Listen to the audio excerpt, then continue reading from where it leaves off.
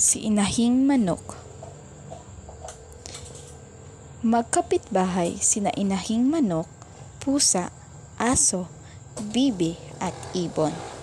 Anumang gawin ni Inahing Manok ay nais niyang kasama ang kanyang mga kapitbahay.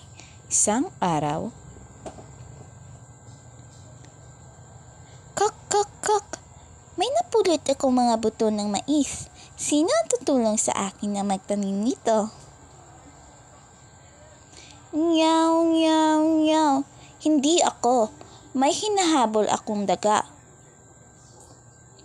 Kwak, kwak, kwak. Maliligo pa ako. Tweet, tweet, tweet. Umaawit pa ako. Aw, aw, aw. Hindi rin ako. Nagbabantay ako ng bahay. Itinanim ni Inahing Manok at ng mga sisiw ang mga buto ng mais. Tumubo ang mga buto. Di nagtagal, namunga ang mga ito. Muling humingi ng tulong si Inahing Manok sa pag-aani nito. Ngunit nagdahilan ulit sina pusa, aso, bibi at ibon. Kak, kak, kak! Sino ang tutulong sa aking mag-alaga ng mais?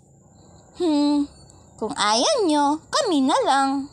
Naluto na ang mais. Nagunahang lumapit ang mga kapitbahay. Lahat sila ay gustong kumain ng nilagang mais. Kak, kak, kak!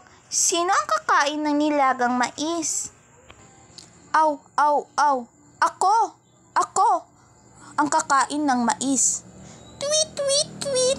Ako! Gusto kong kumain ng mais! Nyaw, nyaw, nyaw! Kakain di ako! Kwak, kwak, kwak! Ako!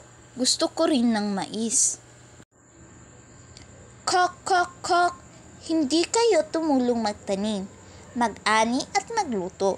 Kaya, ikinakalungkot ko.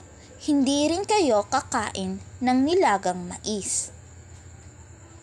Hindi kayo naghirap, kaya siguro hindi kayo dapat kumain. Sana ay maging aral ito sa inyong lahat. Si Inahing Manok.